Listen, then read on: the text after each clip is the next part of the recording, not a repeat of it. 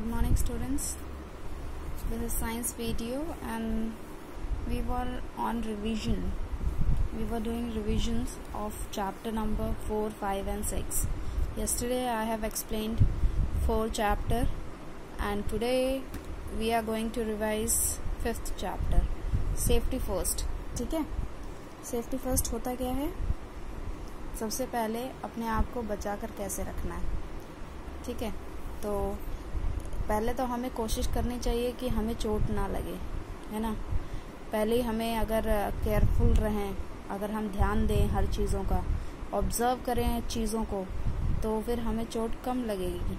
अगर वही चीज़ हम ध्यान नहीं देते, बेपरवाह खेलते रहते हैं, इधर उधर भागते रहते हैं, तो क्या होगा, चोट लगने का डर होता है या फिर चोट लग भी जाती है. तो इसमें क्या करना है, सेफ्टी फर्स्ट पहले भी समझा रखा है कि अपने आप को किस तरह बचा कर रखना है. इसके लिए बहुत सारे तरीके यहाँ पे दिए हुए हैं, वो बाद में पढ़ेंगे. अभी एक्सीडेंट का सबसे पहले डेफिनेशन समझ लीजिए कि एक्सीडेंट होता क्या है. एक ऐसा इवेंट, अनप्लीजेंट मतलब दुख वाला जो इवेंट है, वो अचानक से हो जाता है और हमें चोट पहुंचा देता है, उसी को बोल देते हैं एक्सीडेंट. ठीक है, एक दुख वाला इवेंट मतलब हादसा. ठीक है, तो एक दुख वाला हादसा जो अचानक होता है, happens unexpectedly and causes injury. ठीक है, तो हम लोगों को अचानक से लगने वाली जो चोट होती है उसे बोल देते हैं एक्सीडेंट. ठीक है, अनएक्सपेक्टेडली मतलब जो हमने सोची नहीं है. ठीक है, बिना सोची समझी हुई. Accident can cause pain and suffering. Accident हमेशा पेन और सफर लेके आता है. पेन होता है दर्द और सफर होता है झेलना.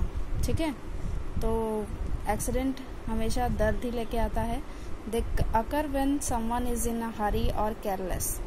जब कोई इंसान बहुत जल्दबाजी में काम करता है या फिर वो बिना ध्यान दिए काम करता है, तो उसको चोट लगने की ज्यादा संभावनाएं हैं. ठीक है, समझ में आ गया.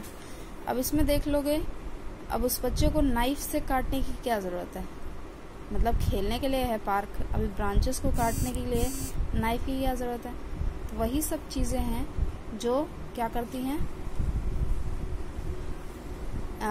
प्रॉब्लम करती हैं और एक्सीडेंट करती हैं. अब इसको ऊपर उछलने की क्या जरूरत है, क्योंकि वो केयरलेस है, उसको नहीं पता है कि मैं यहाँ से कूदूंगी तो गिर जाऊंगी यहाँ पे. ये देखो दीवार के ऊपर चढ़कर. वही चीजें हैं कि अपने आप को बचाने के लिए ध्यान देना पड़ता है. अगर आप ध्यान दोगे अपने आप को, आप जानते हो कि आप तेज चलोगे, सीढ़ियों पे भागोगे, तो ऑब्वियस सी बात है गिर जाओगे, है ना. तो वो क्या है, आप खुद से अपने आप से सोच रहे हो कि हमें भागना नहीं है, तो फिर आप नहीं गिरोगे.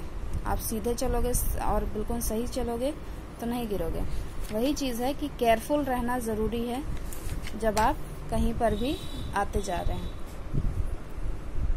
Accident can be avoided by following the safety rules. We should follow the safety rules whether we are at home, school, swimming pool or on playground or on road. ठीक है, तो हर जगह आपको सेफ्टी अपनी देखनी पड़ती है. कुछ रूल्स हैं जो आप नहीं करेंगे या करेंगे इस तरह से तो आप बच जाएंगे एक्सीडेंट से. जैसे घर में कुछ बातों का ध्यान रखना पड़ता है कि घर में इधर उधर दौड़ने की कोई जरूरत नहीं है. हम फिसल कर गिर भी सकते हैं या फिर कोई भी फर्नीचर या फिर सामान से हमें टकरा कर चोट भी लग सकती है. ठीक है, तो do not run in the house, you might fall down and get hurt. गिर सकते हो और चोट लग सकती है. Do not take medicine without any adult और डॉक्टर एडवाइस. किसी भी एडल्ट की एडवाइस के बिना आप दवाइयाँ मत लीजिए. दवाइयाँ लेंगे तो फिर क्या होता है कि वो उल्टी सीधी दवाई खाएंगे, रिएक्शन हो जाएगा. या फिर डॉक्टर की एडवाइस के बिना भी दवाइयाँ मत लीजिए. Never open the door for strangers. Do not take any eatables from the strangers. Strangers मतलब अजनबी. किसी भी अजनबी के लिए डोर मत खोलिए और किसी अजनबी से कोई भी खाना मत लीजिए. खाने के लिए कोई भी चीज ले रहा है, छोटी मोटी भी, टॉफी, चॉकलेट्स, ये सब भी जरूरत नहीं है लेने की. यूज अ स्टूल और ladder to reach something placed high. कुछ भी जिस सामान ऊपर रखा है तो उछल के उसको निकालने की कोशिश मत करिए। स्टूल रखिए या फिर लैडर रखिए। लैडर मतलब होती है सीढ़ी, ठीक है। स्टूल मतलब छोटा सा एक टेबल होता है, उसमें उसको बोलते हैं स्टूल। तो स्टूल या फिर लैडर की मदद से आप उस सामान को उतारने की कोशिश करिए। Safety in the kitchen. अब किचन में क्या सेफ्टी की ज़रूरत है? Do not try to light the gas stove in the absence of any adult. कभी भी गैस नॉब को ऑन करके और लाइटर से लाइट अप करने की ज़रूरत नहीं है, खास तौर पर कब? जब कोई एडल्ट आसपास ना हो, ठीक है। In case of gas leakage, open the doors and windows to let the gas out. Do not operate any electrical appliances and do not light the fire in case of gas leakage. Gas leakage के time पर अपने doors और Windows को open कर दीजिए ताकि जो अंदर की गैस है, मतलब जो सिलेंडर की गैस पूरे घर में फैल चुकी है, वो क्या हो जाए? बाहर निकल जाए। और उसी टाइम इलेक्ट्रिकल अप्लायंसेस को ना ही स्विच कर ऑन करिए ना ही स्विच ऑफ करिए, ठीक है। और इसके वजह से क्या हो सकता है? आग जलाने की कोशिश तो बिल्कुल मत करिए, क्योंकि वो सिलेंडर का जो गैस है वो पूरे घर में फैला हुआ है और अगर हल्की सी चिंगारी भी लगती है तो फिर वो पूरा आग फैल जाएगी। Is that clear? तो ये सारी सेफ्टी, ये बहुत ज़्यादा मेन सेफ्टी है जो घर में नहीं करना चाहिए या फिर किचन में नहीं करना चाहिए इस तरह का काम।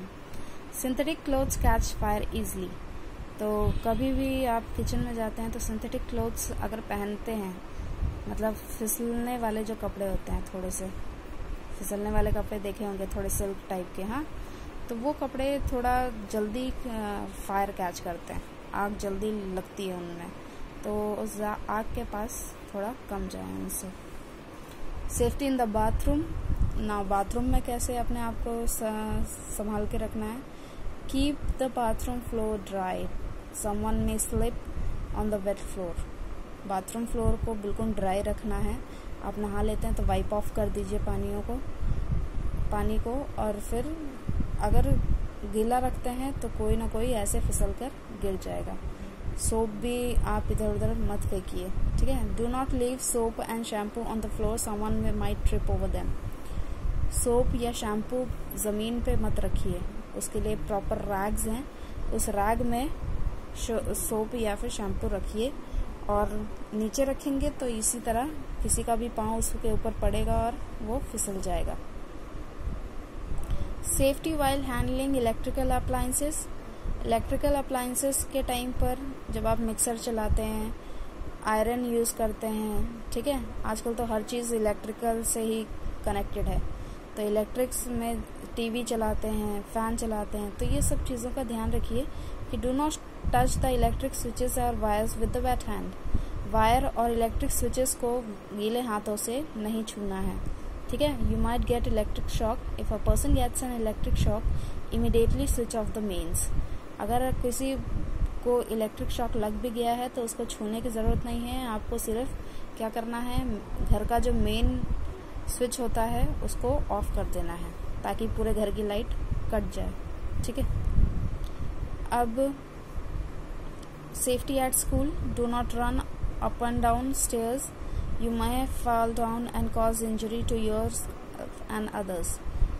सीढ़ियों पे भागने की ज़रूरत नहीं है, आप खुद भी गिरेंगे और दूसरों को भी गिरा देंगे, ठीक है। अगर ख़ास तौर पे लाइन पे चल रहे हैं तो लाइन में ऐसे होता है ना कि आप दौड़ भाग रहे हैं, तो उसमें आप एक दूसरे को गिरा भी देंगे और दूसरा भी चोट खा जाएगा। Do not climb on the desk or benches, you might fall down. ऐसे बेंचेस के ऊपर भागने की कोई ज़रूरत नहीं है।